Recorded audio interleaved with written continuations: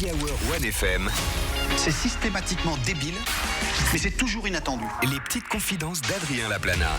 Oui, il nous a manqué pendant les vacances. On est très heureux de le retrouver pour ses petites confidences. Voici Adrien Laplana.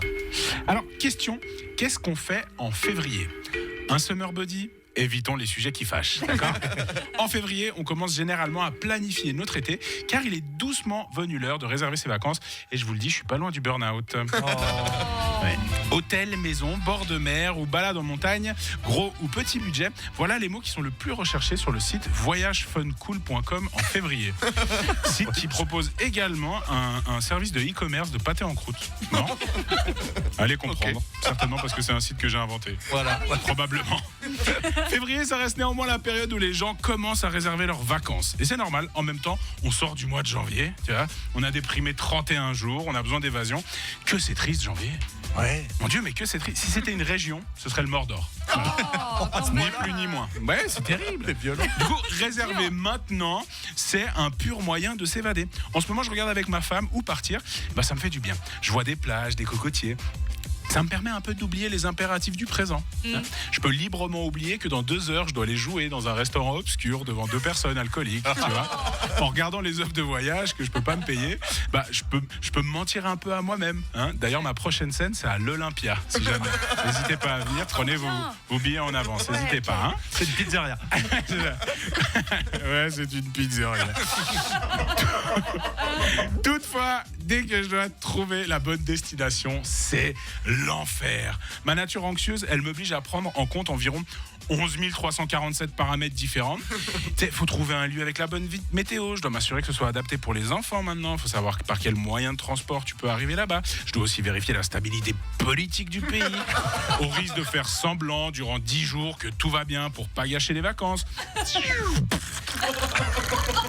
Ouais, bonjour. Ouais, je voulais juste savoir combien elle coûte la bouée crabe. Ah bah super, je vous la prends, nickel. L'enfer. C'est terrible. Et tout ça, c'est rien comparé au choix le plus important de ton été. Plus important que le nom de ton prochain enfant. Je déconne pas, je parle évidemment du logement. Oui. Oh là là, moi ça me fout un stress fou. Chaque année, j'ai la peur en arrivant sur place de pas retrouver ce qu'on m'avait vendu en photo. On a tous vécu ça une fois. Arriver dans ta maison de vacances que t'imaginais privatisée et comprendre qu'en fait, tu la partages avec Liliane et Philippe, les 2 propriétaires, avec qui tu vas devoir dormir dans le même lit et ne pas faire trop de bruit car Philippe a de l'arthrose et avec le manque de sommeil, les douleurs elles sont encore plus fortes. Pauvre Philippe. Bon alors je sais, cette chronique elle pue le privilège, hein, je suis d'accord. En réalité, je suis chanceux de pouvoir angoisser à l'idée de réserver des vacances parce que j'ai la chance de pouvoir réserver des vacances. Alors une grosse pensée pour tous ceux qui peuvent pas partir en vacances cet été et on se retrouve dans 2 heures pour bider au milieu d'un kir et d'une pression tiède. Bonne semaine 1FM. Merci Adrien Laplana. Cela dit, très bonne technique pour payer ses vacances moins cher, choisir un pays avec une situation géopolitique un peu instable. Ouais, c'est vrai, Les tarifs sont vachement... c'est assez... Ouais, là en ce moment, il y a moyen de trouver des petits logements pas chers. Oui, c'est pas ça qui manque. Merci beaucoup Adrien. À la semaine prochaine. À la semaine prochaine. On te retrouve sur scène. Ouais, le 8 mars au Strap à Fribourg. Voilà, s'il y a des Fribourgeois ou Fribourgeoises qui nous écoutent, welcome le 8 mars. Sûr. C'est mieux que l'établissement que tu décrivais dans lequel tu joues ce soir ? Oui, clairement. Ouais, quand même. Après, c'est un ancien pince-fesse, mais c'est quand même pas mal. C'est devenu pas mal. Il y a quelques restes.